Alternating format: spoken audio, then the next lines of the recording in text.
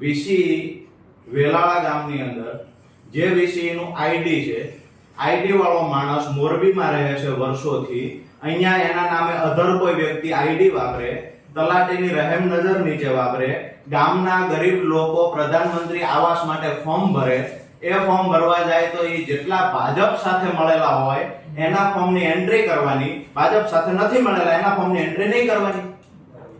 બરાબર છે? આ લાઈવ થી વાંધો હોય તો તમારી નીચેના અધિકારીઓ જે કાંડ કરે છે એનાથી બી વાંધો હોવો જોઈએ તમને. તમે જે પણ અત્યારે રજૂઆત કરી કે આ કામની ત્યાં ગેરરીતિ થાય, હું હજી એનાથી આગળ કહું છે. જે પણ મારી વાત સાંભળો તમે. એના આધાર પુરાવા સાથે તમે મને અરજી આપી દો, એની કોઈ વિડિયો ક્લિપ હોય કે એનો કોઈ તમારી પાસે જે પણ એનો તમે તપાસ કરો આઈડી ધરાવનાર વ્યક્તિ ક્યાં રહે છે. તમે વિગત આપશો તો હું મારી ફરિયાદ છે ને તમને, મેં તમને હું આપું છું આમાં વિગત. હા લખીને આપી. બીજી વાત સાહેબ એની સાથે સાથે એક મિનિટ સાહેબ મારી વાત સાંભળી લ્યો. અવાજ નીચો રાખો. મારો અવાજ જ એટલો છે. મને સંભળાય છે. અવાજ જ એટલો છે. તો થોડો ઓછો કરો. બરાબર છે? થોડો ઓછો. અવાજ એટલો જ છે. શાંતિથી વાત કરો સર. પણ અવાજ સાથે તમે અવાજ આને કોઈ તકલીફ છે આપને? આ ઓફિસ છે બરાબર, આપણી શાક માર્કેટ નથી. અચ્છા તો શું છે ઓફિસ છે તો? આ ઓફિસ ની અંદર સુરેન્દ્રનગર જિલ્લાના ગરીબો લૂંટાય છે. આ લૂંટાવા માટેની ઓફિસ છે. શાક માર્કેટમાં કોઈ લૂંટાતું નથી મિસ્ટર.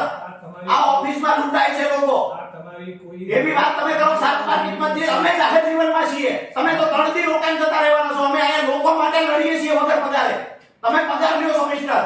એટલે શાક માર્કેટ વાળી વાત ફરીવાર નહીં કરતા મારી સામે. વિડિયો રેકોર્ડિંગ કર, આપણે એમને લાઈવ અરે આને કેવા છોકરો કરશે તમારું લાઈવ.